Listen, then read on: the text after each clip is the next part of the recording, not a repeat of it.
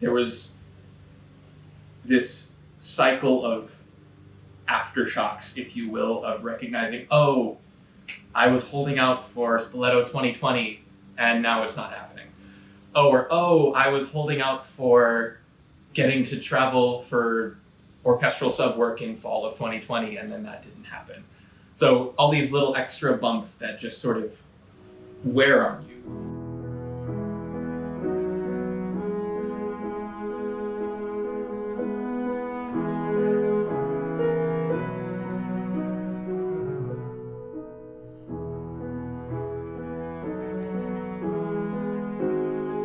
There was a lot of just processing that loss of everything after the period of maybe 48 hours where we lost multiple years of contracts.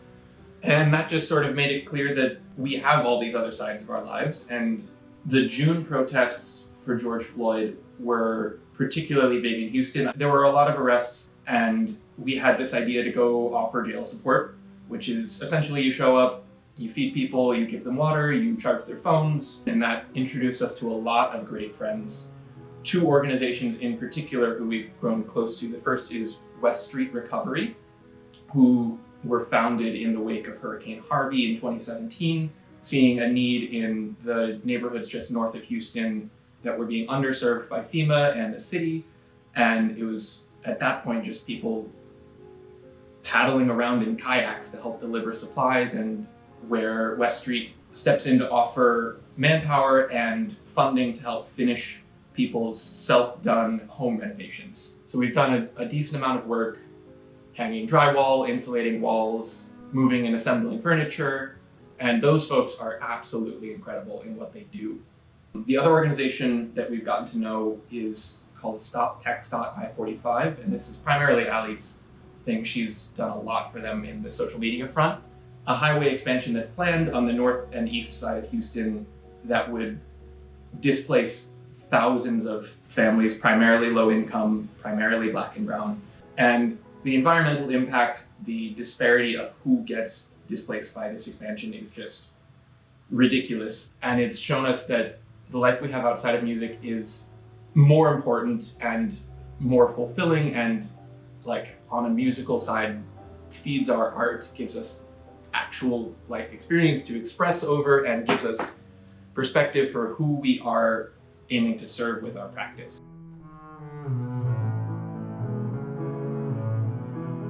I don't know necessarily what life is going to look like when things come back, but at least Allie and I know are people who sort of thrive on having a lot on our plates.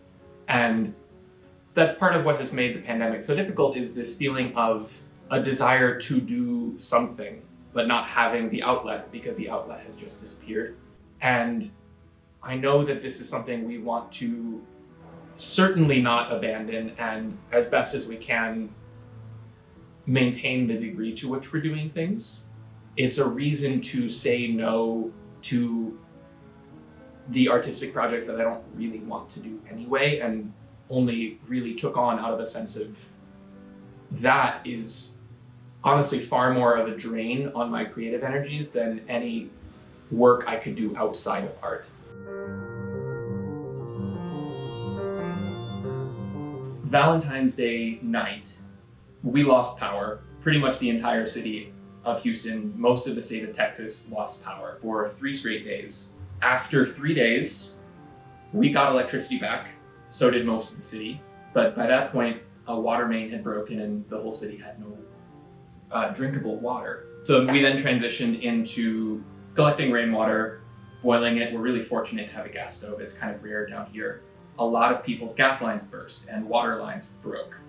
So no water, no way to cook for themselves. On a whim, Allie checked in with Felix, who's one of the organizers for West Street, to see if their communities could use some meals. The answer was yes. Felix started putting together a spreadsheet of who wanted what. Allie started cooking. And at that point, my entire job was running rainwater up from the stock pot we had by our gutter and boiling it so that we could clean the dishes we were using. When you are cooking chicken in 3 different ovens in 3 different apartments, that is coordination. In these times of disaster, musicians are always the first ones out of work, and so the first ones free to do things. So we had a little team of undergrads from Rice who we knew, who showed up at 9 in the morning to peel potatoes for several hours. And we had another team of people we knew with cars who showed up to drive all of these meals all over town. I think over the course of 2 days, it was something like 250 meals and 1,000 liters of water that were delivered. We barely had a moment to stop and think, but it was a really encouraging moment to see the way that all of our musical community was able to step up as well.